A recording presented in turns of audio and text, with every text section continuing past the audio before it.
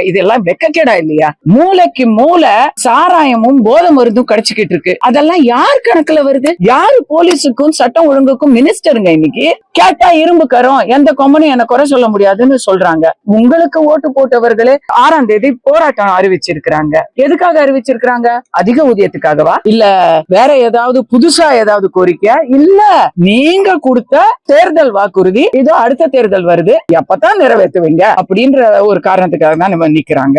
ஆசிரியர்கள், செவிலியர்கள், விவசாயிகள், தொழிற்சங்க ஊழியர்கள், டிரான்ஸ்போர்ட், ஏதாவது ஒரு டிபார்ட்மெண்ட் பேலன்ஸ் இருக்கா சொல்லுங்க? இருக்கிற அமைச்சர்கள் எல்லாத்தையும் இன்னும் ஒரே ஒரு டிபார்ட்மெண்ட்ல தான் யாரும் வெளியே சண்டை போடல. அது மது விலக்கு துறையில மட்டும்தான் இன்னும் வெளியே யாரும் சண்டை போடல. ஏன்னா அவங்களதான் போதையிலே வச்சிருக்கிறோம். நம்ம தமிழ்நாட்டை ஒரு காலத்துல ரஜினி அவர்கள் சொன்னாரு தெரியுமா, தமிழ்நாட்டை கடவுளாலையும் காப்பாற்ற முடியாது அப்படின்னு. அவர் இன்னைக்கு என்ன சொல்லுவாருன்னு நான் கேட்க விரும்புறேன். கடவுள் மட்டும்தான், என் அப்பன் சுப்பிரமணிய சுவாமி மட்டும்தான் தமிழகத்துக்கு நல்ல ஒரு காலத்தை, எதிர்காலத்தை கொடுக்க முடியும். நான்லாம் வந்துட்டேன்.